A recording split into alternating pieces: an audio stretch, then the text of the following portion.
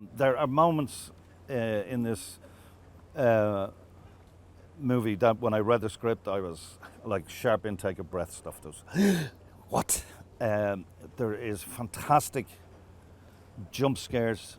There is fantastic acting. We get actors to do proper scenes. This is it would do it a disservice to call this a horror movie. It is way beyond that. It's beautiful looking. Tom, our cinematographer, is incredibly talented, been in the game forever, Oscar nominated, the whole deal. We've got Thomas Newman doing the music. Please, 15 times Oscar nominated. There's a lot of big hitters involved in this. Mr. Steven Spielberg's company is making this movie. Big hitters. So we have to deliver the goods. And they're wonderful, wonderful director and producer and Seth Brad. And everybody involved in this has gone the extra mile. It's nearly killed us on a number of occasions on this.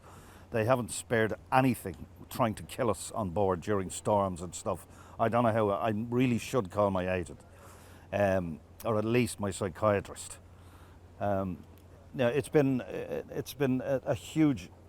If 1/3 of the adventure that we've had making it ends up on the screen, we will have a fine movie on our hands. So the first time I really saw our monster was when he was in my face, about to take a large lump out of my neck.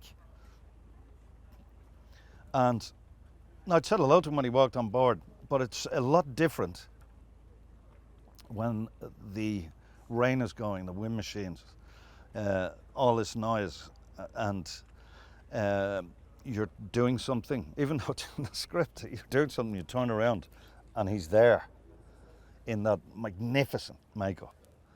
And I really, genuinely, I really got a fright. And I got a fright not just in one take, but over and over. So if I'm getting a fright and I know the guy who's in the suit, hopefully that should transfer to scaring the bejesus out of anybody watching the movie. I think it will. I'm really sure it will. But he's incredible. And he's so physical, and Javier is a genius at physical acting. I suppose the original book, when Dracula came out, it became sort of a phenomenon, and it has never died away. And the amount of iterations we've seen of this creature, it's really interesting that this monster that's among us and only comes for us when it's dark, it plays to all the worst feelings that we have when we're kids in bed and there's thunder and lightning outside and it's dark, and it's monster time when the lights go out. So Dracula, not only 100 years ago, and not only now, but in 100 years' time, there will still be movies made about Dracula, because he's like the perfect monster. In some cases, he blends into society. There is no redemption with him. He wants to feed off you, and he wants to take your soul, turn you essentially into a zombie, a vampire zombie, and remove every piece of humanity from it. It's like the worst spiritual nightmare you can have, apart from just being ripped asunder, apart from the physical damage. He gets you in your soul, in your spirit. He's the perfect monster. Listen, you'll have a great time sitting at home. You can scream at who you like. When you're at home, you can throw your popcorn up in the air and it'll land on your own couch. I'm telling you now, my first time going to see this, I want to see it with an audience.